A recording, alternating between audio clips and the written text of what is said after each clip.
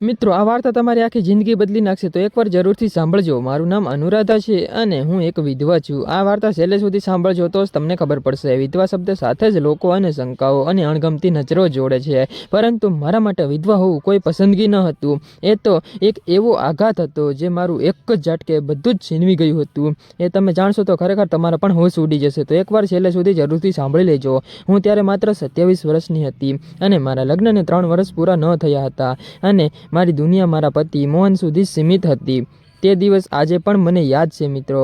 એ હું કેવી રીતે ભૂલી શકું. વરસાદ પડી રહ્યો હતો. મોહન શહેરથી ગામડે આવી રહ્યો હતો તે દિવસે અને રસ્તામાં એક અકસ્માત થયો. એક ફોન આવ્યો અને એ ફોન સાથે મારું આખું જીવન થંભી ગયું. એટલે કે ત્યાં જ ઊભું રહી ગયું હતું. કોઈએ કહ્યું હતું કે હોસ્પિટલ પહોંચી જાઓ, પરંતુ ત્યાં પહોંચતા પહેલાં જ બધું જ પૂરું થઈ ગયું હતું. મારે તો હવે શું કરવું કંઈ ખબર ન પડી અને મોહનનો શ્વાસ પણ બંધ થઈ ગયો હતો અને મારી અંદર કંઈક તૂટી ગયું હતું જે ક્યારેય પણ જોડાઈ શક્યું ન હતું. અને એ દિવસ માત્ર મારો પતિ નથી મર્યો, પરંતુ મારી ઓળખ મરી ગઈ હતી. અને મિત્રો, મારી હિંમત અને મારા સપનાઓ બધું જ તૂટી ગયું હતું અને તેની સાથે સમાધિમાં ઉતરી ગયું હતું. અને ત્યાર પછી તો હવે મારે શું કરવું મને કાંઈ સમજાતું ન હતું. અને ગામમાં વિધવા સ્ત્રી માટે જીવન જીવવું કેટલું કઠિન હોય છે એ મને શબ્દોમાં સમજાવવાની જરૂર નથી. એ તો તમને ખબર જ હોય છે મિત્રો, કારણ કે એ જીવન જીવવું પડે છે. અને સમાજના દરેક પ્રશ્ન, દરેક નજરમાં એક જ સવાલ પૂછાયેલો હોય છે, હવે આનું શું થશે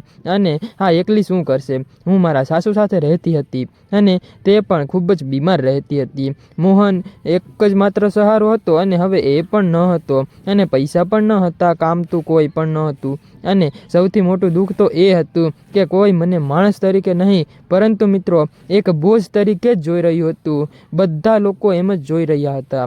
હું દરરોજ સવારે વહેલી ઉઠતી ત્યારે મનમાં એક જ વિચાર આવતો હતો કે આજનો દિવસ કેવી રીતે પસાર થશે અને શું થશે. લોકો સહાનુભૂતિ બતાવતા હતા, પરંતુ એ સહાનુભૂતિમાં પણ દયા કરતા હતા અને વધારે ડર અને શંકા પણ હતી. ગામની સ્ત્રીઓ મને દૂર રાખતી હતી, જાણે ખબર નહીં યાર મારું શું હોય એમ. જાણે વિધવા પણ કોઈ ચેપ હોય એવું જ મને લાગતું હતું યાર.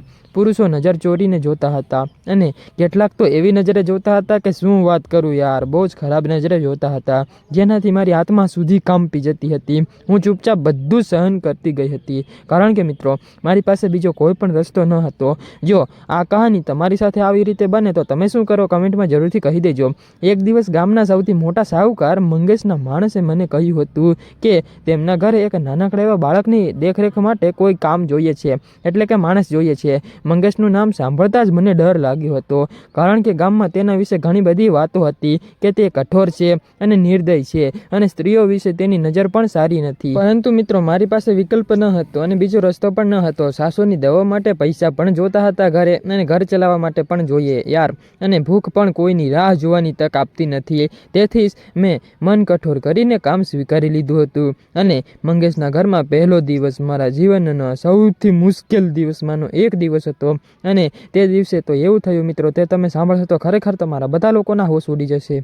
સૌથી મોટું મકાન, શાંત વાતાવરણ હતું અને એક અંજાણી ઠંડક હતી. હું બાળકને સંભાળતી હતી અને મનમાં તો સતત ડર જ હતો કે ક્યારે શું થશે કંઈ ખબર નથી. પરંતુ દિવસો પસાર થતા ગયા હતા અને મિત્રો ત્યાર પછી ધીમે ધીમે મને સમજાઈ ગયું હતું કે મંગેશ એટલો પણ ખરાબ નથી જેટલો લોકો તેને કહે છે. અને તે ઓછું બોલતો હતો, પરંતુ જ્યારે પણ બોલતો હતો ત્યારે એકદમ સ્પષ્ટ અને એકદમ સીધું જ બોલતો હતો. અને બાળક સાથે પણ તેનું વર્તન એકદમ નરમ હતું. અને મિત્રો મારા પ્રત્યે પણ તેણે ક્યારેય પણ અણુચિતિક વાત નથી કરી, એટલે કે ખરાબ વાત પણ નથી કરી. અને મને તો સારો માણસ લાગતો હતો. પણ એક દિવસ મંગેશે મને પૂછ્યું હતું, અનુરાધા તું કેટલી શાંત કેમ રહે છે? ત્યારે મેં હળવી રીતે કહ્યું હતું કે જીવન મને શાંત રહેવા મજબૂર કરે છે. એ દિવસે મેં પહેલી વખત તેની આંખોમાં સંવેદના જોઈ હતી, અને દયા નહીં પરંતુ સમજ. ધીરે ધીરે વાતો આવી રીતે વધતી ગઈ હતી અને હવે અમે બંને દરરોજ આવી રીતે વાતો કરવા લાગ્યા હતા.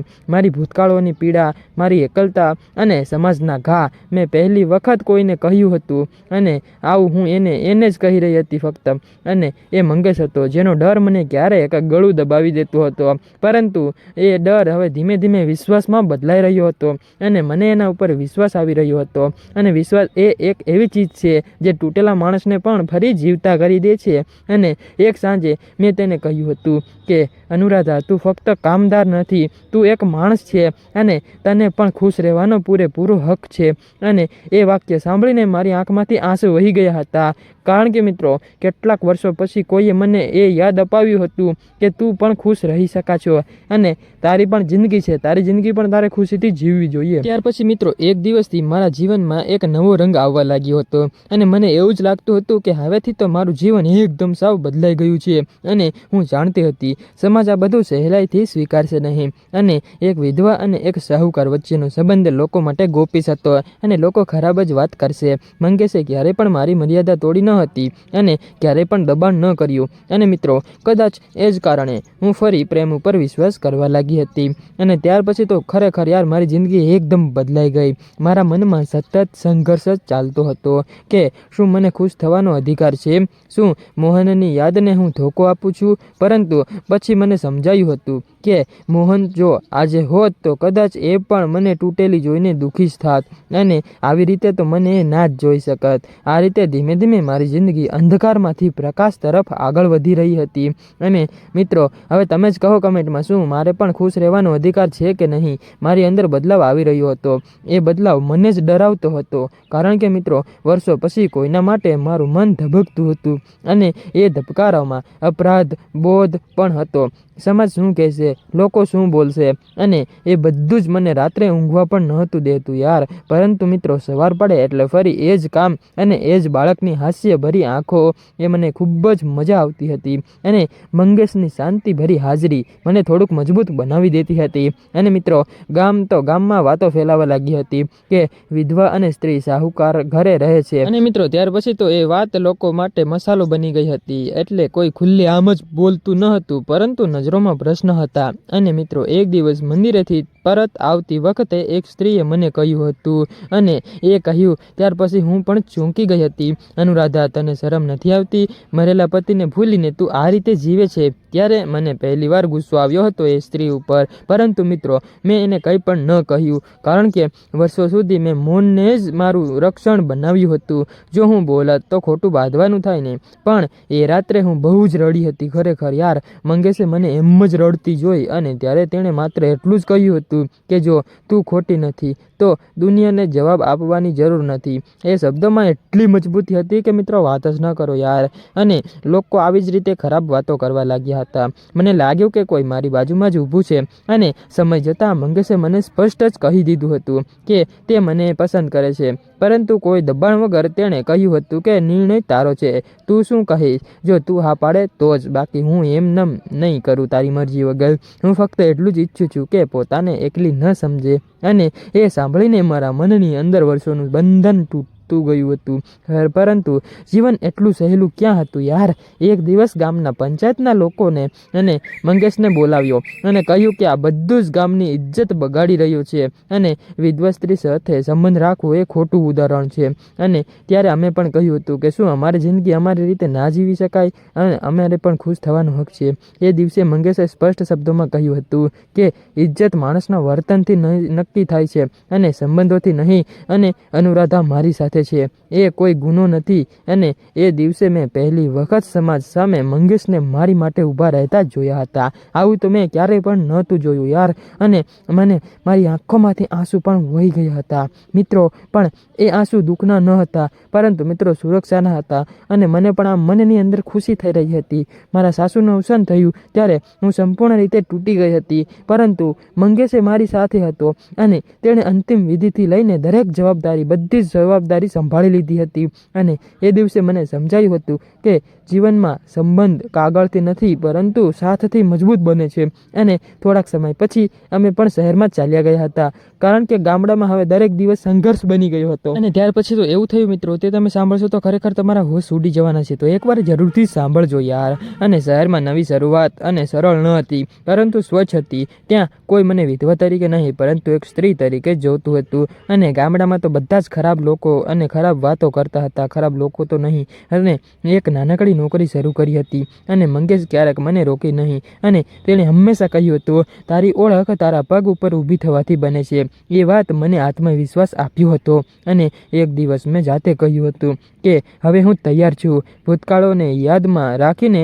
વર્તમાન સ્વીકારવા. અને લગ્ન સાદા હતા, કોઈ દેખાવટ નહીં અને મિત્રો કોઈ પણ ભીડ ન હતી, પરંતુ એ દિવસે મારા ચહેરા પર શાંતિ હતી અને જે વર્ષો પછી પાછી આવી હતી. અને આજે ક્યારેય પણ હું આ વાર્તા કહી રહી છું ત્યારે હું માત્ર અનુરાધા નથી મિત્રો, હું એક સ્ત્રી છું. અને ખરેખર યાર તમારા દિલમાં જો આ વાત ઉતરે તો મને જરૂરથી કમેન્ટમાં કહેજો કે જો આ વાર્તા તમારી સાથે થાય તો તમે શું કરો યાર, કમેન્ટમાં જરૂરથી કહી દેજો મિત્રો. જેને તૂટ્યા પછી પણ ઊભા રહેવાની હિંમત કરી હતી. હું એ સમાજને કંઈ સાબિત કરવા નથી માંગતી, પરંતુ એટલું જરૂર કહું છું કે વિધવા હોવું અંત નથી, એ તો જીવનનો એક અધ્યાય છે. અને મિત્રો દરેક સ્ત્રીને ફરી પ્રેમ કરવાનો હક છે અને ફરી પણ ખુશ થવાનો અને સન્માનથી જીવવાનો અધિકાર છે, ગમે તે સ્ત્રી હોય ને એને પણ. ભૂતકાળ આપણું સત્ય છે, પરંતુ ભવિષ્ય પણ આપણો અધિકાર છે. જો મારી આ વાર્તા તમને એક પણ આ દિલને આશા આપે છે તો સમજજો કે મારી પીડા વ્યર્થ નથી. મિત્રો વિડીયો તમને પસંદ આવ્યો હોય તો પ્લીઝ વિડીયોને એક લાઇક અને ચેનલને સબસ્ક્રાઇબ કરવાનું ન ભૂલતા,